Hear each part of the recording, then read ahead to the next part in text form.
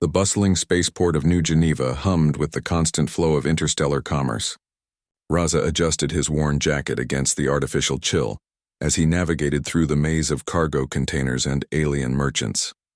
At 19, he had seen more of the galaxy than most humans twice his age, working odd jobs on freight haulers to scrape together enough credits for passage to the next system. The war between the Terran Federation and the Zephyrian Empire had been raging for 3 years now. Raza had lost his family when their colony was glassed by Zephyrian battlecruisers. Like many refugees, he drifted from port to port, carrying nothing but the clothes on his back and a determination to survive that burned brighter than the twin suns overhead. As evening descended on the port, Raza found himself in one of the darker sectors where the desperate gathered. Smugglers, black market dealers, and the forgotten dregs of a dozen species called this place home. He was looking for work, any work, when he heard the soft whimper echoing from behind a stack of discarded shipping containers. Curiosity overrode caution as Raza followed the sound. There, huddled against the cold metal wall, sat a young alien girl. Her species was unmistakable. The distinctive blue-tinted skin, the ethereal silver hair, and the elegant pointed ears marked her as Zephyrian. She couldn't have been more than 16 in human years, her clothes torn and dirty, her feet bare and bleeding from walking on the rough port surfaces. Raza's first instinct was to walk away. This was the enemy. Her people had destroyed his world, murdered his family, yet as he looked at her trembling form, all he saw was a scared child, alone and suffering. The girl, Niaz as he would later learn, looked up at him with large violet eyes filled with fear. She spoke in broken standard, her voice barely above a whisper. "Please." No hurt Naz lost. Very hungry. Raza stared at her for a long moment, his mind wrestling with years of anger and grief. The rational part of him screamed that this was folly. Zephyrians were the enemy. They had shown no mercy to human civilians. Why should he show any to one of them? But as Niaz shivered in the growing darkness, Raza saw something that transcended species and war. He saw suffering that mirrored his own. Without a word, he knelt down and began unlacing his boots. They were his only good pair, purchased with hard-earned credits from his last job. "Here," he said quietly, holding them out to her. "Your feet are bleeding." Naz stared at the boots in confusion, then back at Raza's face. "Why you help enemy?" she asked, her voice breaking.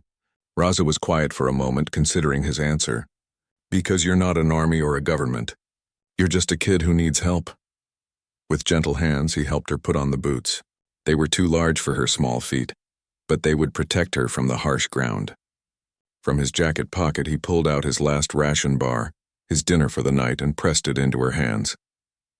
"There's a refugee shelter 2 blocks north," he told her, pointing in the direction. "Tell them Raza sent you.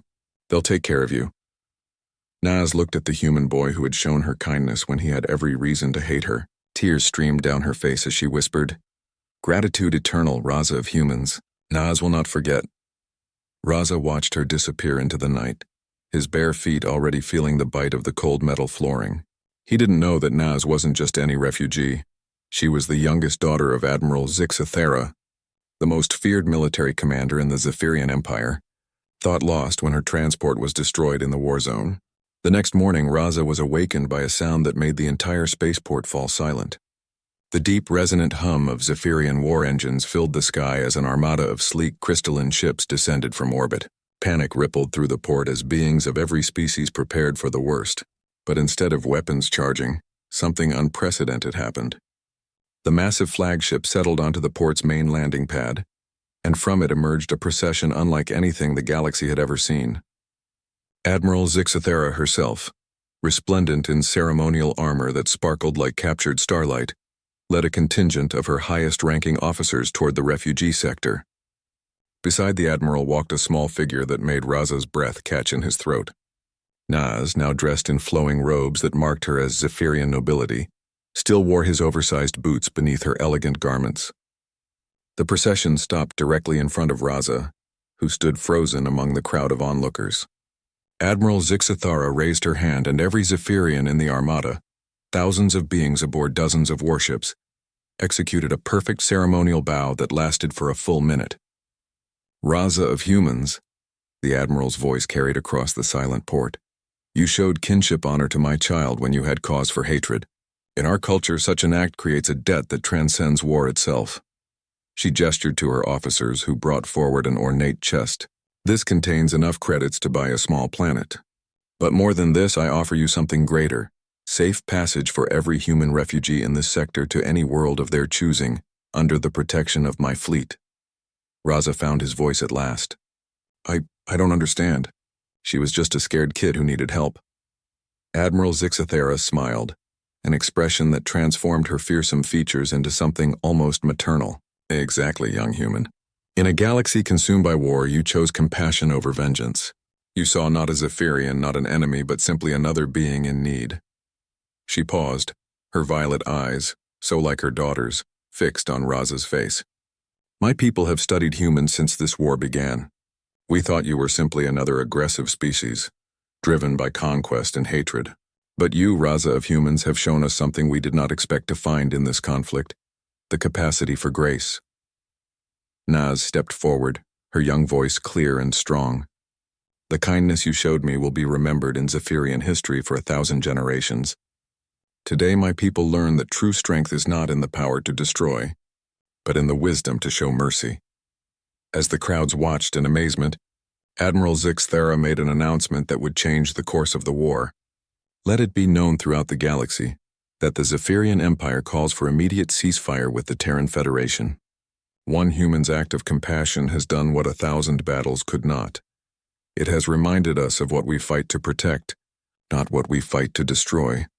The Armada departed as suddenly as it had arrived, but not before Naz pressed something into Raza's hands, a small crystal pendant that would identify him as a friend to her people for all time.